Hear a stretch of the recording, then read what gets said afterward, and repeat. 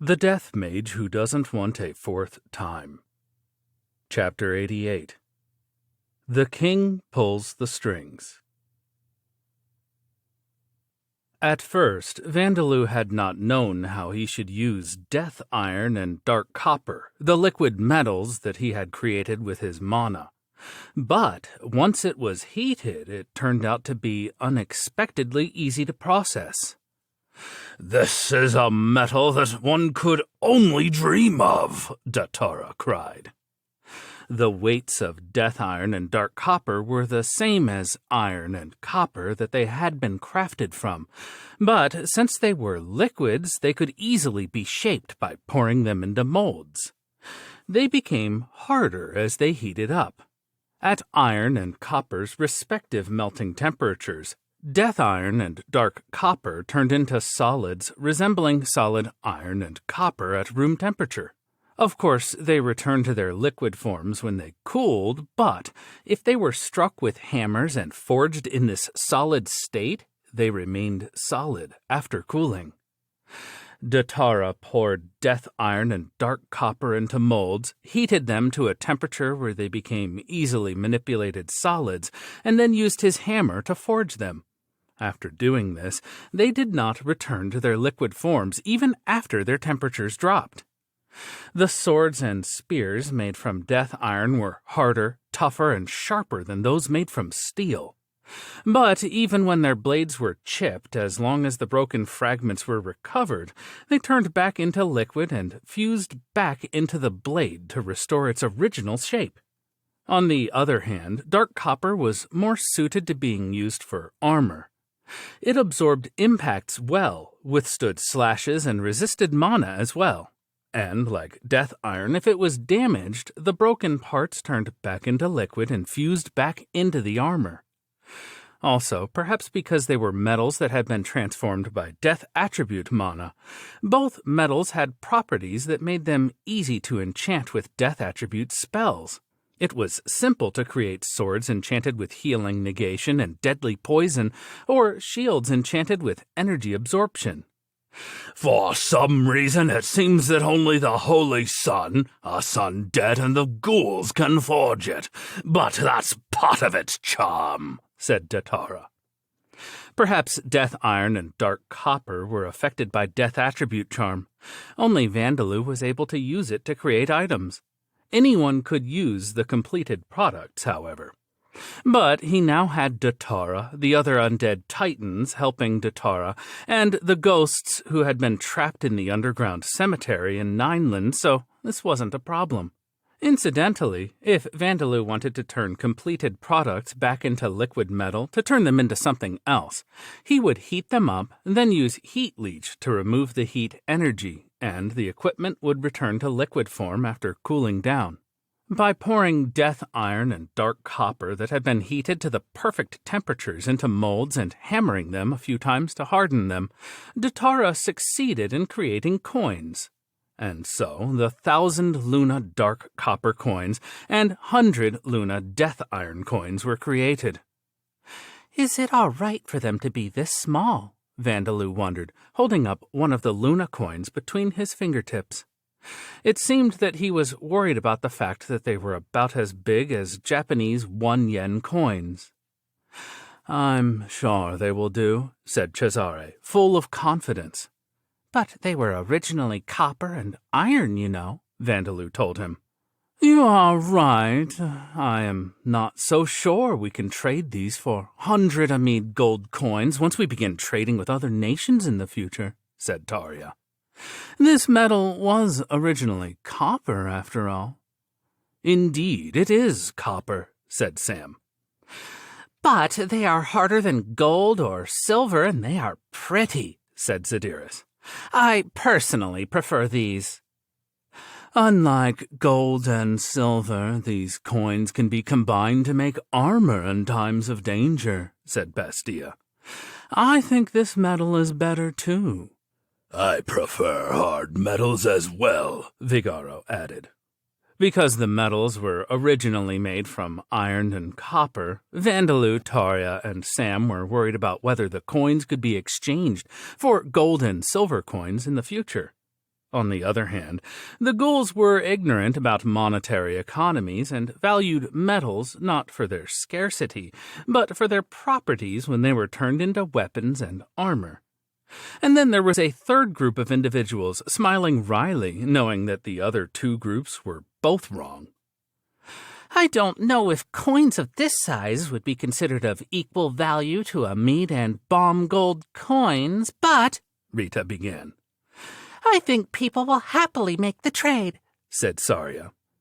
Your Majesty, not only merchants, but even nobles and royalty would produce mountains of gold, no, mountains of platinum coins in order to obtain these coins of death iron and dark copper, said Princess Levia.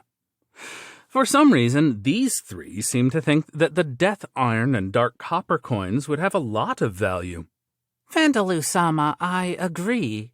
After all, these are magical metals that nobody in the world can create except for you. Not only the Mages Guild, but every nation will want it, said Eleonora. Indeed, the value of death iron and dark copper was unclear, but it would certainly be high.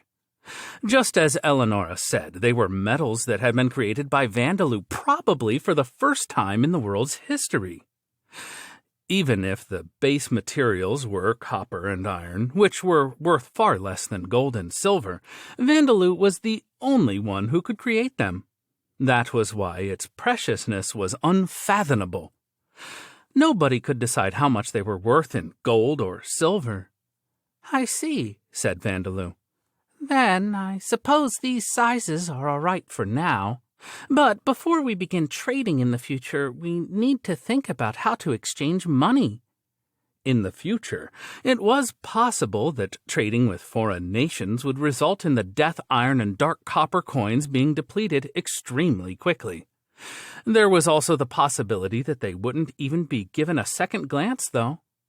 And so the circulation of the Luna currency began, and for now, things were going smoothly. This is 10 lunas, and this is 50 lunas, huh? Oh, the death iron coins shine like a rainbow when you hold them up to the sun. The purple of the dark copper coins is pretty as well, isn't it? I wonder if I should gather more. Bah! I'm going to make a necklace out of death iron coins. The ghouls and orcuses, who were not used to a monetary economy, seemed to be more interested in the coins' visible beauty rather than their convenience. Receiving money is something that we are truly grateful for, and even providing us with work. Thank you, thank you. I'm really glad I didn't die at the mine. Our hard work from now on will become our earnings. But I don't want to be a miner anymore. I suppose I'll go and become a farmer. At the farms, they apparently teach you singing and dancing for some reason as well. I'm tone deaf, you know. I suppose I'll go to the tofu factory. I can sew, so perhaps I'll be a seamstress. I shall start a business. It brings back memories of the days when I was selling fish in the Sauron Duchy. The ones who had been made to work in the slave-run mine, like Gopher and the other former refugees, as well as those from the first cultivation village, had some experience with living in societies with monetary economies, so they accepted lunas without any problem. These non-fighting, creation-minded people were precious in Talosheim. Up until now, only a few of the ghouls and undead who were formerly craftsmen had been involved in Talosheim's farming, fishing, and other industries. As former slaves in a mine, Gopher and the others had the mining skill. Now that they were free, it was only natural that very few of them would want to continue doing the work that they had been forced to do for 200 years. And miners in Talosheim needed to know how to fight. Because of this, it seemed that they would be employed in Talosheim's newly created factories or in the farms. The same went for those from the first cultivation village, but they were previously working as leather workers, seamstresses, and merchants. It seemed that they wanted to find work similar to their previous jobs. It was doubtful as to whether there was work for them in the golem factories that had golems instead of manufacturing robots, or farms with monster plants, but there were plenty of other jobs available. Vandaloo just needed to provide the golems with a little of his vast mana pool, and they would work on and on. But in the end, they were just golems. They would accurately repeat the movements and protocols they had been provided with, but their applications were limited. Most importantly, their ability to detect temperature differences that were too low to damage their mineral bodies, and their ability to determine the current state of the product were too weak. Also, they were not suited to performing precise work. These flaws would be made up for by people, finally allowing Vandaloo to get closer to producing the items that could be produced in Earth's factories. It was the same concept behind the reason why tofu made by a craftsman tasted better than tofu produced entirely by machines. People are needed after all, said Vandaloo, feeling earnestly glad that he had visited the Hartner Duchy. Incidentally, a tax system had also been implemented. Income taxes had been introduced. "Your Majesty, you cannot be serious with these instructions," Cesare protested. In Lambda, unlike those such as adventurers and mercenaries, each normal citizen was taxed a certain amount as a poll tax. This would include a tax of 40 to 50% of their harvest in the fields and their profits from their businesses. In the new Talosheim, this poll tax had been abolished, and an income tax was collected from everyone's earnings. With this system, even those who earned little could theoretically pay taxes. Of course, this included a rule where those whose incomes were too low were exempt from paying taxes, and a system where those with higher yearly incomes were taxed higher percentages of their incomes. The minimum tax was 5%, and the maximum tax for those who earned the most was 20%. "Your Majesty, please reconsider," Cesare urged Vandaloo. "This tax system is one normally used for the Adventurers Guild and Merchants of the Commerce Guild. In order to apply this to each individual, we must determine each citizen's income, and the taxes are far too low for what the nation requires." Nobody could blame Cesare for voicing these opinions. With such a low percentage tax system, the nation would become poor in the not-so-distant future and become unable to maintain its structure. But Vandaloo remained calm as he responded to Cesare's concerns. "The head of most of the ongoing projects in Talosheim is me, you know," he pointed out. "You are right," said Cesare.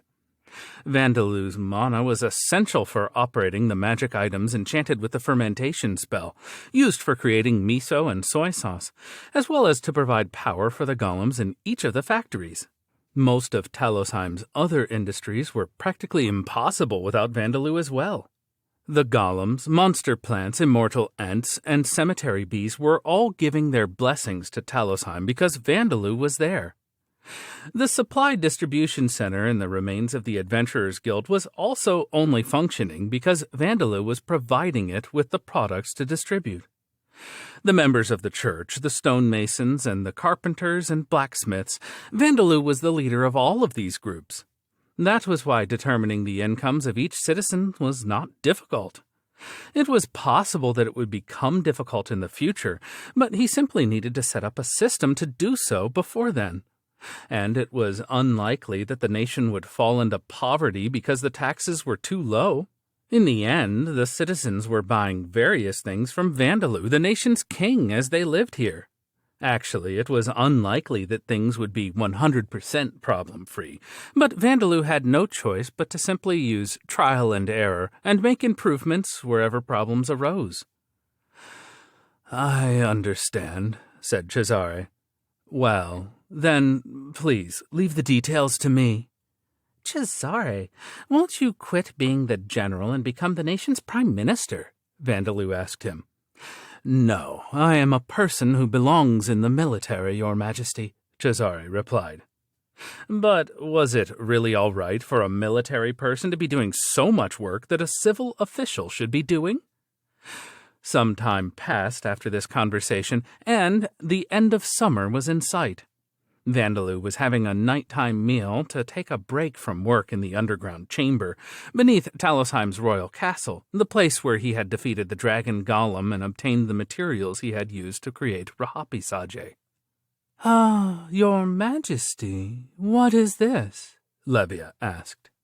"This is ramen, Princess Levia," Vandaloo explained as he showed her the contents of his bowl. Various ingredients and some noodles submerged in a white soup. "It's a dish that's similar to udon, but not quite. Incidentally, this is the tofu ramen I made at Braga's request. The soup base is miso dare with tofu, and the noodles are made by combining wheat flour and soybean flour in a certain ratio. And I've used fried tofu and freeze-dried tofu in the place of a pork fillet. For condiments, there's onions." It was an incredibly tofu-filled, soybean-filled ramen. If there was one thing that Vandaloo wanted to quickly get his hands on, it was spring onions. And wouldn't the soup taste better with sesame seeds added to it? "It looks very delicious, doesn't it? Vandaloo is so good at cooking. Why don't you have a bowl as well, Princess?" Darcia suggested. Her tastes now matched those of her son, thanks to the mental encroachment skill. However, it seemed that Princess Levia had not been asking about the ramen. "Thank you for the offer, but I was not referring to the ramen." "Then were you referring to this? This is a wedding dress," said another Vandaloo, separate from the one who was eating ramen. A Vandaloo who had been produced by using out-of-body experience and creating a clone. He was holding up the wedding dress that he was in the middle of making. Using countless needles and threads, Vandaloo was trying to create a wedding dress straight out of thread. Making dress paper and things like that turned out to be troublesome, so I thought about how I could do it, and recently I realized I could simply make the thread directly into clothes without using dress paper, he said. "I'm in the middle of doing that," said another Vandaloo. "Incidentally, these dresses are for Braga's brides, Mary and Linda." "I've already taken their measurements," said yet another Vandaloo. "Also, the material I'm using is the honey silk from cemetery bees." 4 Vandaloo's arms, which had divided into thin, thread-like lengths, were manipulating countless sewing needles. Vandaloo wanted to make golems and cursed tools to do this one day, but it was precise work, so he had no choice but to do it himself for now. "With this I can make clothes without any seams. Frills, frills, laces, laces, flails, flails. But working alone, making 2 or 3 dresses in a day is my limit, so I need to make a sewing machine soon. This is cutting it close. Suppose I should make a pedal-operated one?" Based on what Vandaloo had seen in Nineland and Niarchy, the clothes of Lambda were inferior to those of Earth. There were more dyes available, and they were more vividly colored, but the designs of the clothing were limited. Vandaloo had put undead insects on Eleonora as she walked around Nineland, and through their eyes he had seen second-hand clothes being sold in the marketplace. As someone who had lived in modern Japan, he had thought that they looked considerably unfashionable.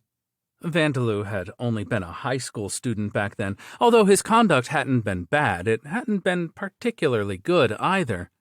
He had seen quite a few things in places such as the Lost and Found Center. That was why he planned to make various things.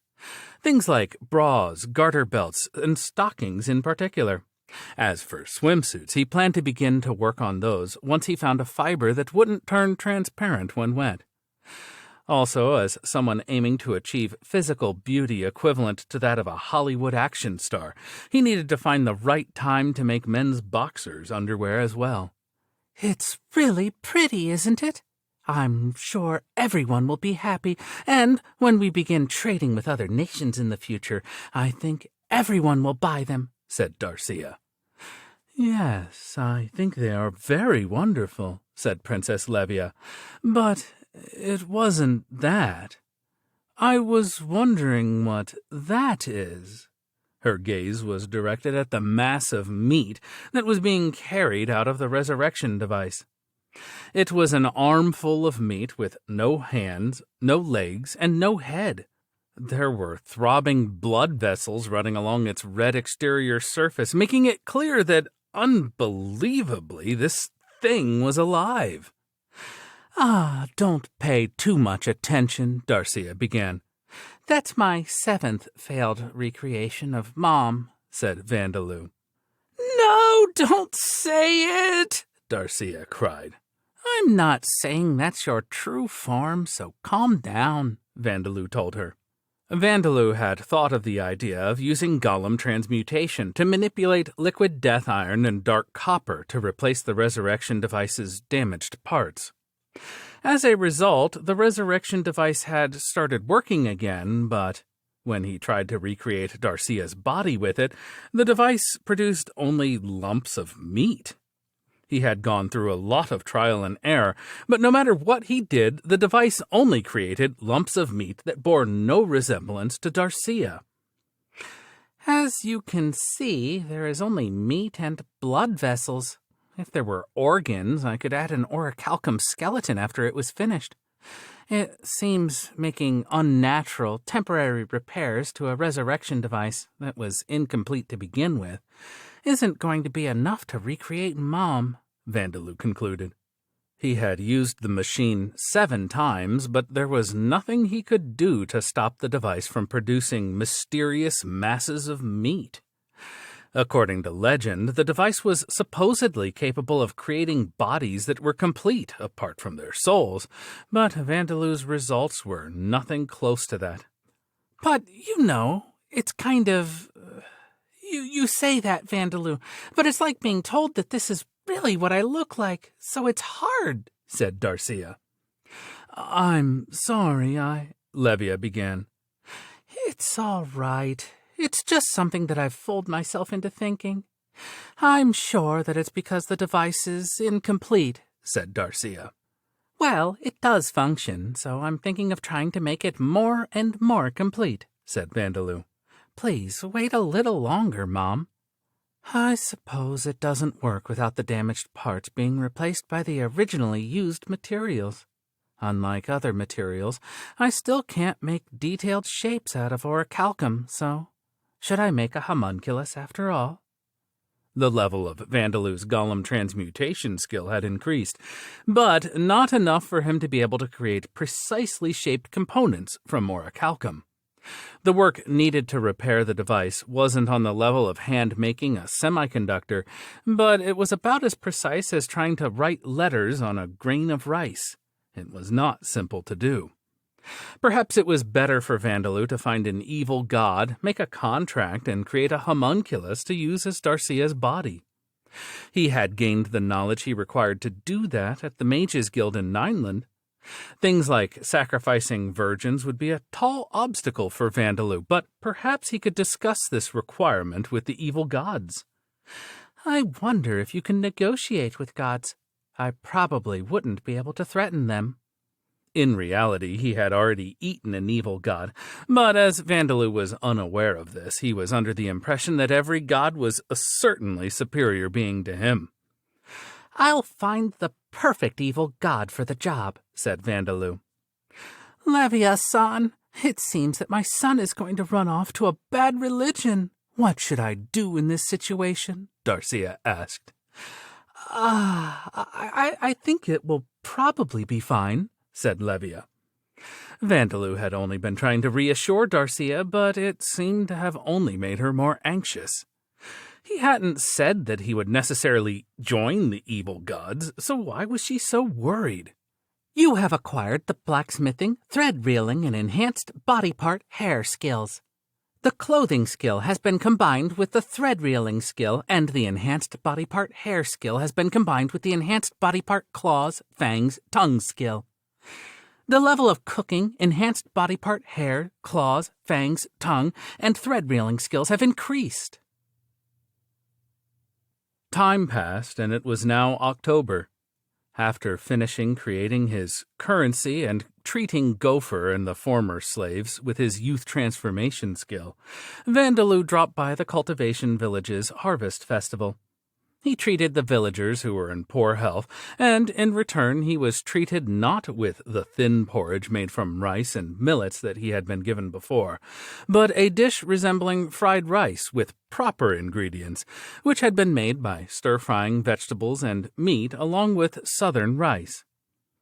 "You're eating a lot. How many bowls is that?" "This is my third." Vandaloo had given the villagers 3 horned rabbits and a sack of walnuts as presents, so he was not holding back. "Man, things really were crazy after you came back," said Forrester. "Something happened at the slave-run mine, you see. The outer walls were destroyed and the mine turned into an empty area of land, and all the soldiers and slaves turned into skeletons." "What did you say? Is that true? I can't believe it," Vandaloo said with his usual expressionless voice and flat tone. He was the perpetrator, the main perpetrator at that, of this incident. Both his expressionless and flat tone were nothing out of the ordinary, so it seemed that the others had not noticed. The fact that Vandaloo's expression didn't change and reveal his true emotions, unless he put conscious effort into it, came in handy at times like this, too.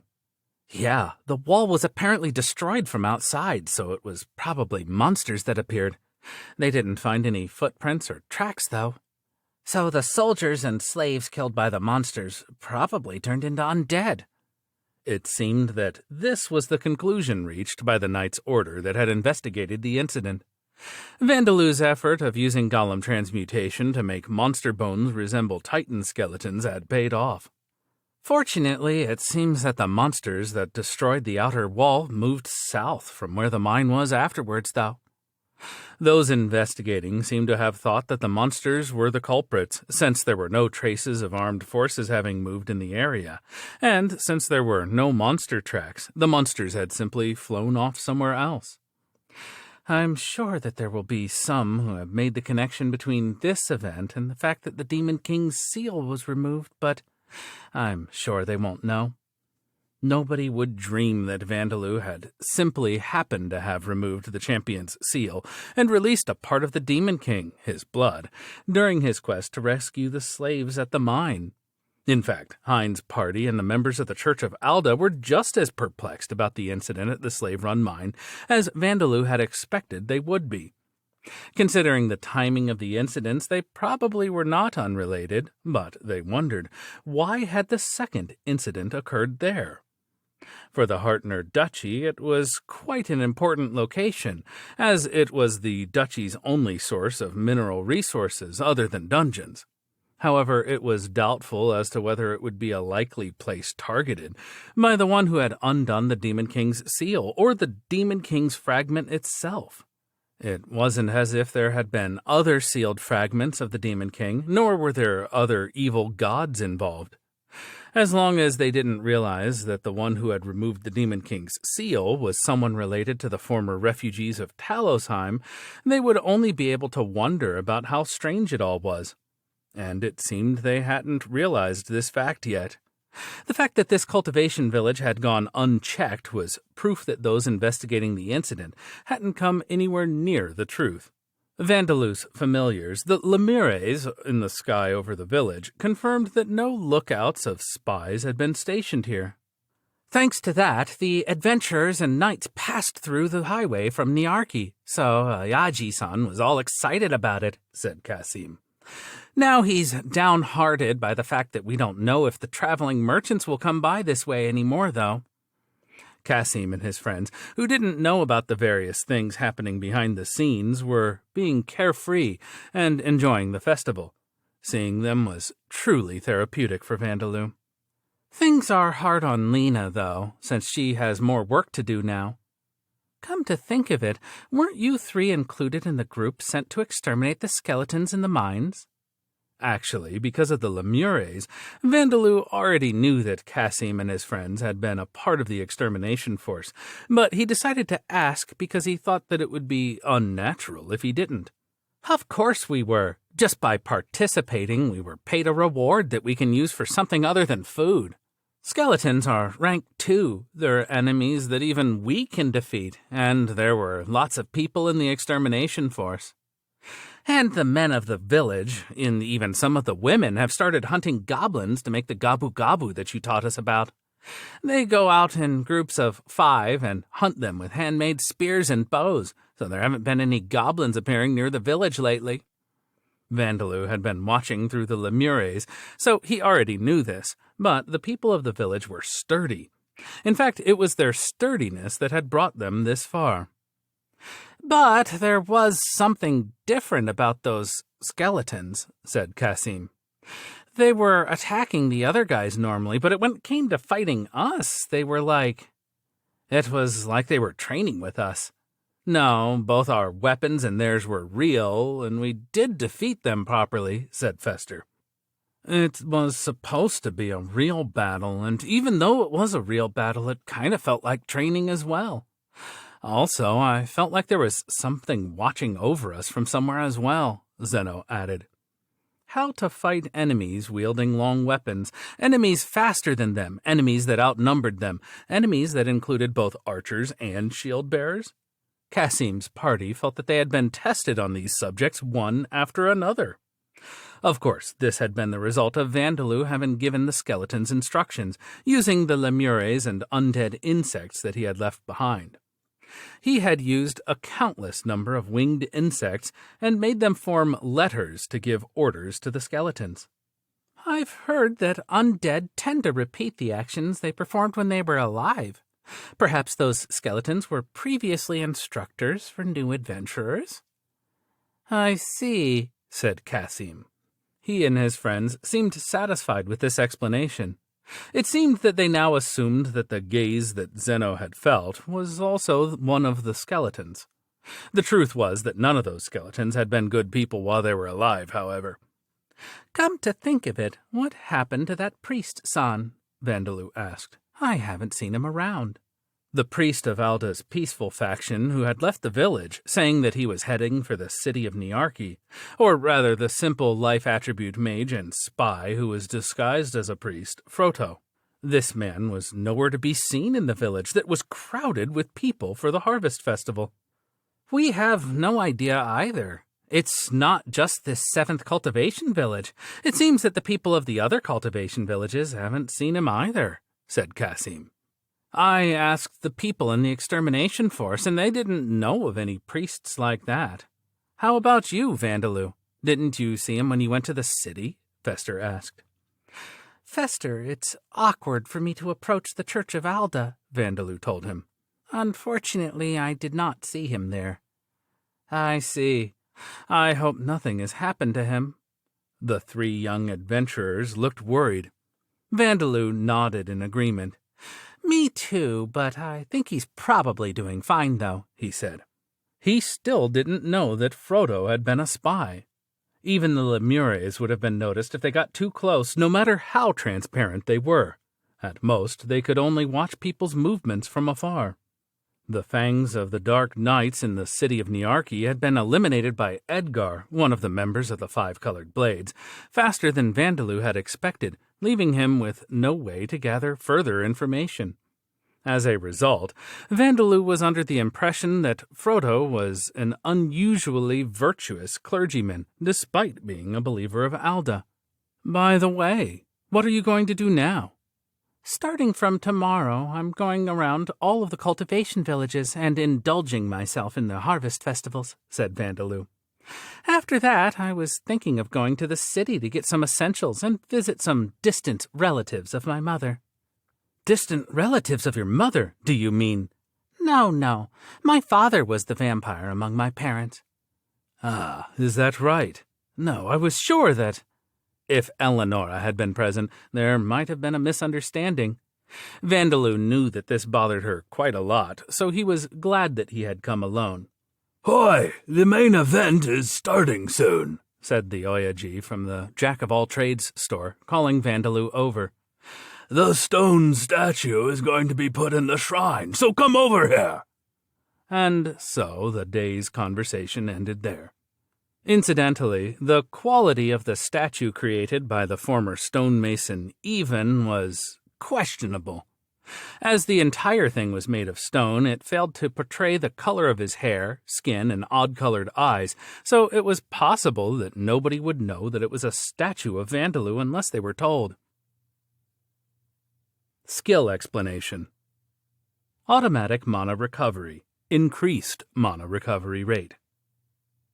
Those with the automatic mana recovery skill recover mana automatically no matter what they are doing. When they are resting, exercising, or even in the middle of reciting the incantation for a spell. The increased mana recovery rate is a skill that increases the rate at which mana recovers while resting. Their names are similar, but they are separate skills. Automatic mana recovery restores a fixed percentage of the skill owner's total mana pool, while increased mana recovery rate reduces the amount of time required for mana to recover regardless of the amount of mana that needs to be recovered. Thus, those with large mana pools often desire the automatic mana recovery skill. However, the automatic mana recovery skill has the flaw of being difficult to acquire, and even after acquiring it, it requires training by expending all available mana to increase the total mana pool. In addition, the rate of natural mana recovery is dependent on one's health and mental condition, but many mages are aware that sleeping is a way of drastically increasing it, so they tend to be fixated on the environment in which they sleep and the number of hours they sleep. The fact that well-known mages carry pillows for traveling is even detailed in their biographies.